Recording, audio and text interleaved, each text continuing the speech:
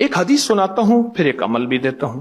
حدیث میں آتا ہے ہر لقمہ پوچھتا ہے کہ یا اللہ میں صحت بنوں یا بیماری بنوں. ہر لقمہ پوچھتا ہے.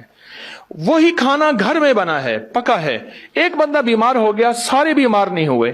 کہا کھانے سے بیمار ہوا, نہیں کھانے سے ہوتا تو پھر سارے ہوتے.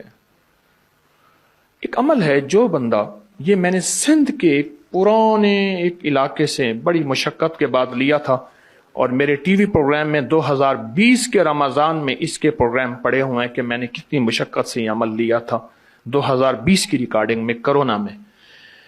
تو جو بندہ کھانے کے دوران 7 بار سورۃ فاتحہ پڑھے گا, کھانا بھی کھاتے رہیں سورۃ فاتحہ بھی پڑھتے ہیں, صرف 7 بار.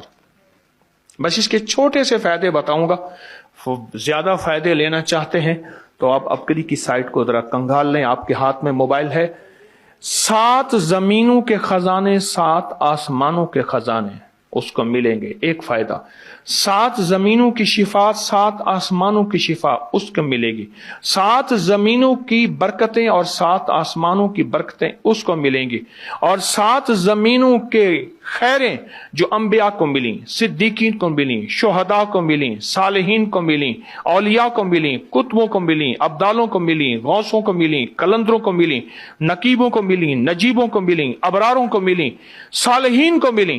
اللہ جل شانہ اس کو عطا فرمائے گا جو کھانے کے دوران 7 بار سورۃ فاتحہ پڑھے گا.